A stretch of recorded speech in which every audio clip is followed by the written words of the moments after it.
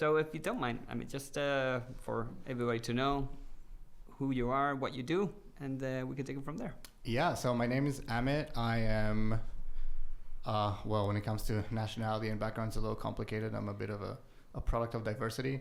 I've grown up in many different places. I moved here about 2 years ago. I now work as a communication trainer and public speaking coach, as well as a TEDx organizer. So I organize a big TEDx event in the Czech Republic, in Prague. Been doing it for about 9 years now, which has been amazing. And yeah, I recently joined the pool because I was sick of working alone at home. I like people and I wanted to be around people, and this was a great place to be to do that. I've always been curious. I mean, where does your link to Czech Republic come from? There isn't really a clear one. I moved to Europe for university. I was living in China before. That's where I did my high schooling. And I moved to England for the first semester, and then I was looking to move kind of inland towards Europe to make traveling a little easier. And Prague was kind of just in the center of the map. So I decided to apply and went there. I had never been before. I came there like a week before university started.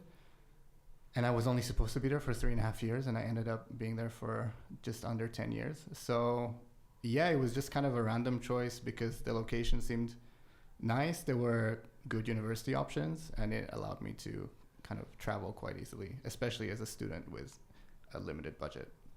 You coming from such a diverse background, what was your, let's say, call it first impressions of Prague, for instance? You can be honest, by the way. Yeah. No, I mean, it was not, the university was pretty international, so it wasn't anything I wasn't really used to. I grew up in international schools, so that aspect of it wasn't that different to where I was before, what I was used to. I would say the main thing to get used to was winter, because I never lived in a place that had legitimate winters. Minus 20 degrees. Yeah, and standard. I moved there in, I think it was like end of January, beginning of February, right into the snow. So that was, took a bit of time to get used to. And after 10 years, one of the main reasons I moved down here to Spain was that it was nice to get used to, but the weather. It was also time for a change. Yes, sunnier weather. That by the time he moved to Spain, he was finally fluent in Czech. And then yeah. So I can take it you chose your moment perfectly then. Yeah. Yeah, I mean, I'm ready to integrate into the Czech Republic. Let's move countries. Yeah, I mean, as I said, like about joining here, I love people and I love kind of community building, and I felt like not knowing the language was kind of holding me back from a lot of opportunities to connect with people. So, I mean, in every country that I lived in, I always made the effort to learn the language because I think it's the easiest way to,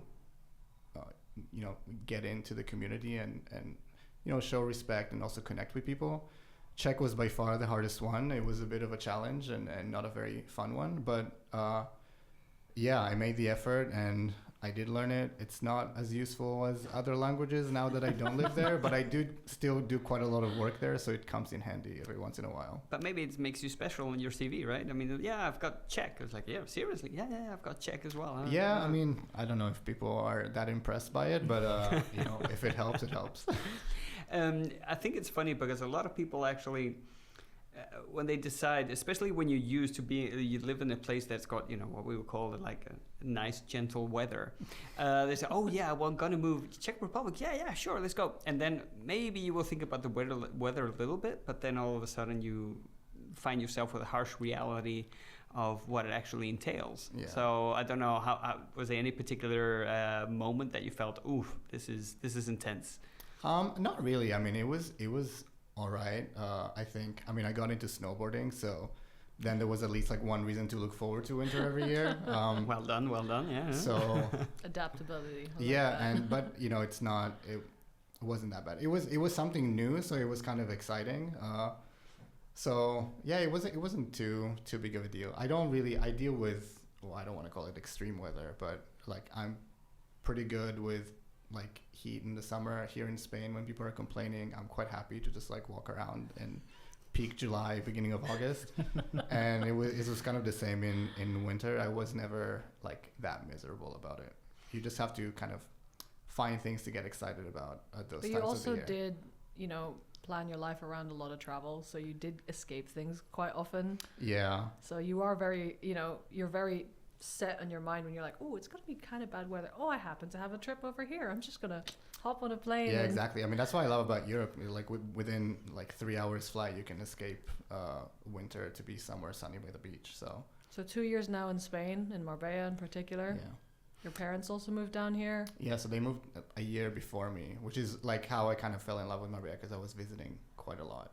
Did you ever think that you could see yourself in the south of Spain? Did you know anything about it before your I parents had moved down? Yeah, I mean, I had been here once during COVID years with friends on holiday, and we all kind of fell in love with it immediately.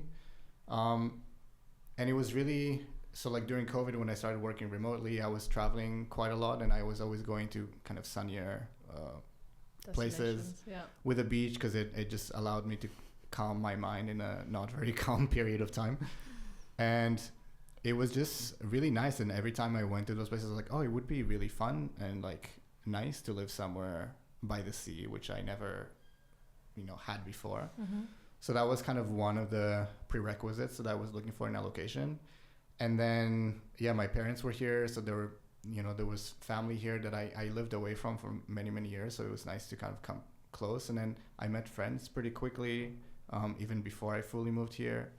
So it just seemed like a good choice because I was kind of questioning for about like 2 years before moving, like where I want to go. I knew that I wanted to leave Prague to go somewhere else.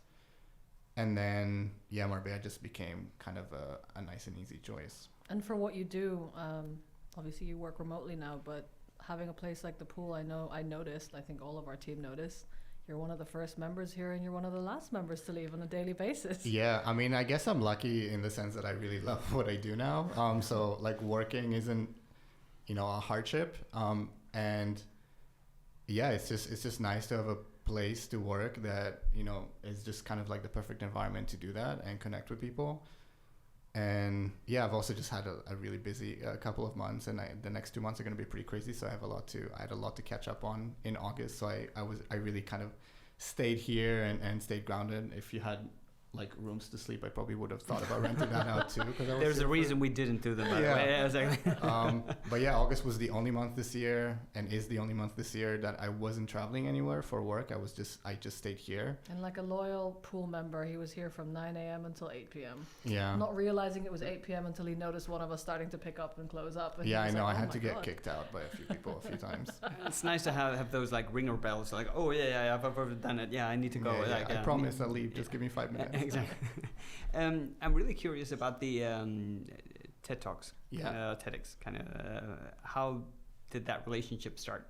Yeah, I mean, so like TEDx UNIP, which is the TEDx event that I started and have been organizing, I keep referring it to as kind of like a dream I never knew I had. When I was a student in my last year at the university in Prague, I had always been a fan of TED Talks, and I've always been a curious kid about like many different things. In school, I always put effort into all of my subjects. I wasn't just into sports. I was just into science or anything like that. And that's kind of multidisciplinary culture and spirit of TED is something that I loved so much. So I just thought it would be a nice way to kind of bring the community together at the university. I was president of the student council at the time, so we were trying to come up with initiatives to do that, and starting a TEDx event just seemed like a perfect thing to do. And there was no TEDx event in English in Prague at the time. There still isn't. So I started doing that. It was just supposed to be a small university event. I wasn't even sure if it was going to happen after that first year because it was my last year at the university. And then I moved to Vienna the next year.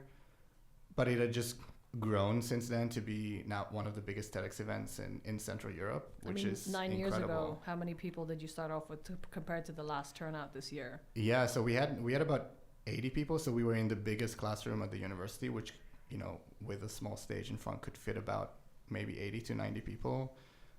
Now we're at 800 to 900 people, so it's quite a bit bigger. We're moving to a new venue this year, which is very exciting. So yeah, it's just been amazing, and it's such a privilege to work with all these incredible people doing incredible things in so many different fields, in so many different parts of the world. And I think what brings meaning to life is to be part of other people's stories, and this is the perfect way to do that. It's really even 9 years later, it's wild to think that it's actually something that I do when I really think about it. It's pretty cool. Congratulations on that. I Thank mean, there's you. not many people that can actually, have that statement that I actually do what I thought I was supposed to do and what I really love doing. Yeah. And you get to do that from what I hear more than 8 hours a day. So congrats on that as well. So I mean, I would like to thank you for your time. It's been great talking to you, and I think this way maybe more people get to know you a little bit more. Yeah, no worries. I love connecting with people. I love to see what you guys are doing here. I'm excited to see what happens with this podcast and hear about all the different people, because I see people all the time and I've not really had a chance to speak with everyone. So it'd be nice to hear everyone's stories. It's a start. Yeah. Thank you, Ahmed. Thank you for your time, Amit. Thank you. Thank you.